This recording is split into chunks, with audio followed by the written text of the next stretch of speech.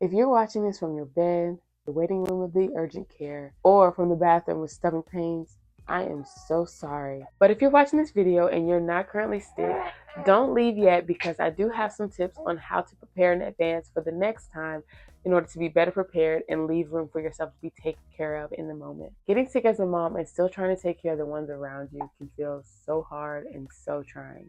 Keep watching for my tips on how to cope and make it through. Hi and welcome back. My name is Jamila. I am a homemaker and stay-at-home mom, and I have created this channel to help other Black women grow in their Christian homemaking, within their families, and in hospitality. So if these are things that you're interested in, please subscribe. I am currently coming out of an intense week where I first got very sick and then my husband got very sick almost a week later. So 2 ER visits later, and these are my tips for how to help you get through it and what to do as you're slowly getting better, and also how to prepare better for the next time sickness hits your house.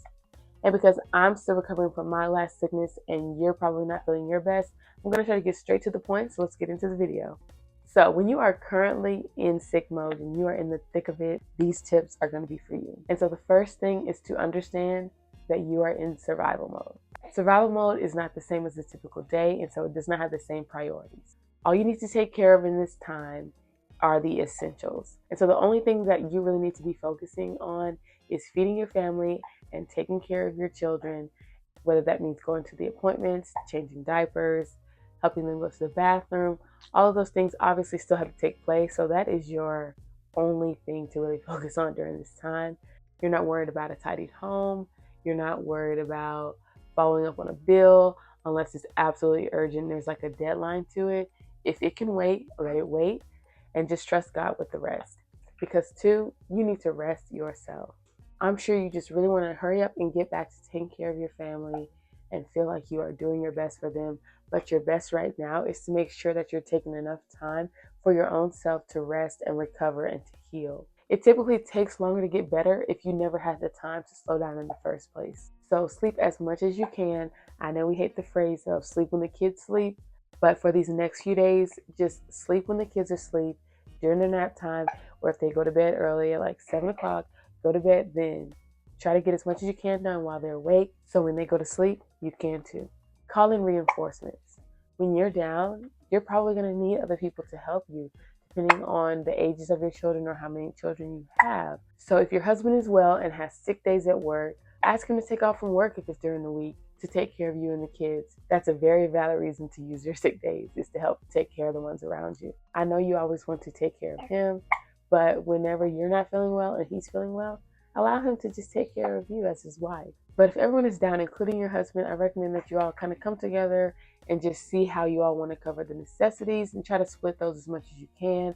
So still changing the diapers, give the kids medicine, check in on them, give them fluids, warm up their food, just things like that. If you all can switch off and on, that'll kind of give you all some rest as well. But then if you're able to, I would suggest calling in some extra help as well. Make sure they're masked up and wash their hands a lot. But if you need help, call your mom, your sister, your friend, or maybe even consider hiring someone in to come and help you and your family recover and get better. Other ways that they can help is to take you to the doctor if your husband has to stay here with the kids, or going to pick up your medicine, getting you all some food.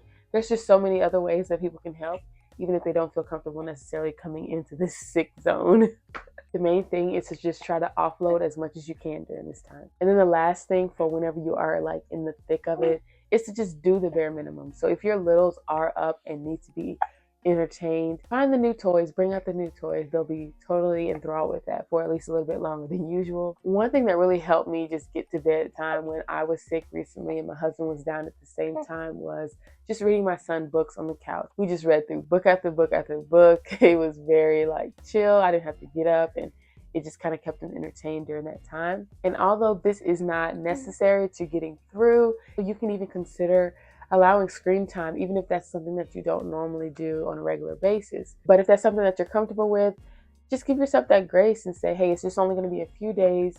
This surely should not wreck my child forever. But then as well, you can try to not just put on the first thing that you see when you turn on the TV, but then you can even turn on some lower stimulation shows, ones maybe even from back in the day, the ones that aren't as stimulating to the ones that's online now. And so if you're a mom watching this video, please leave a comment below on how you make it through the trenches of being sick with kids.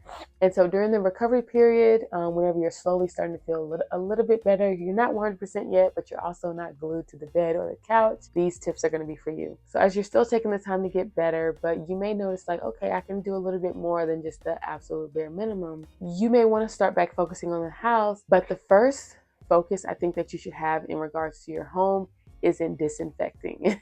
I wouldn't first give your energy to anything like tidying or cleaning unless you have first disinfected your house. And this just helps with reducing, hopefully, the spread if it hasn't gotten to everyone in the house already.